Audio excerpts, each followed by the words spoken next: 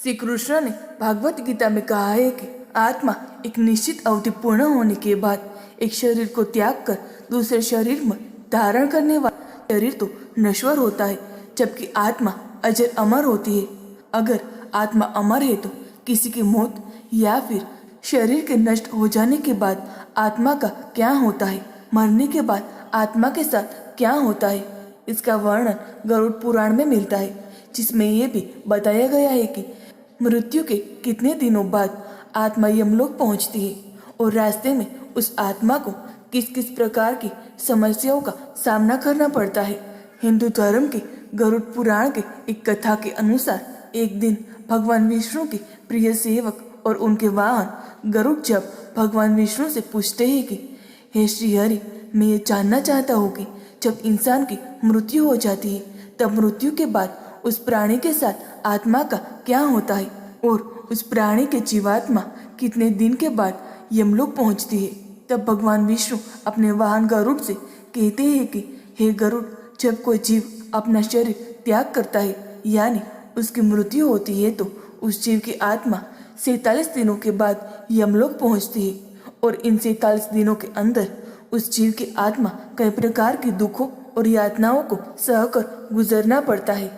आगे भगवान विष्णु कहते हैं कि जब भी किसी जीव की मृत्यु होने वाली होती है तो सबसे पहले उस प्राणी की आवाज चली जाती है और जब अंतिम समय आता है तो मरने वाले व्यक्ति को कुछ पल के लिए दिव्य दृष्टि मिलती है।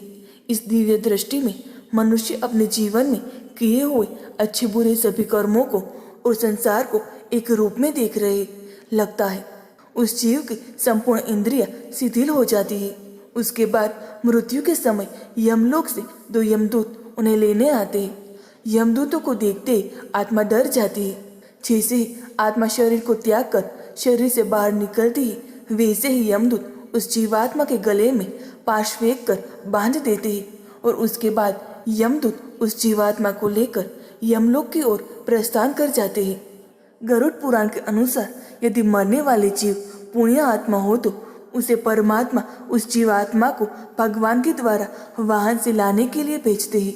लेकिन अगर वह जीवात्मा अधर्मी, पापी और नीच है तो उसको यमलोक के रास्ते में आने वाले गर्म वातावरण, अंधेरे और आग के रास्ते और वैतरणी नदी से होकर गुजरना पड़ता है।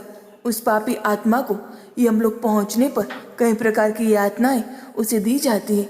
फिर उस दिन उस आत्मा को आकाश मार्ग से वापस उसी के घर में छोड़ दिया जाता है जिस घर में उसने अपना शरीर त्याग दिया था, ताकि उसके परिवार वाले रसोई में कर्म कर, यानी 12 दिनों तक आत्मा अपने परिजनों के बीच रहती है और जब 13वें दिन जब उस आत्मा का पिंडदान किया जाता है तब उस आत्मा को यमदूत एक बार फिर से लेने आ जाते हैं। इसलिए हिंदू धर्म में ऐसा माना जाता है कि मनुष्य की मृत्यु के 10 दिन तक पिंडदान जरूर करना चाहिए। पिंडदान से सूक्ष्म शरीर को चलने की शक्ति मिलती है।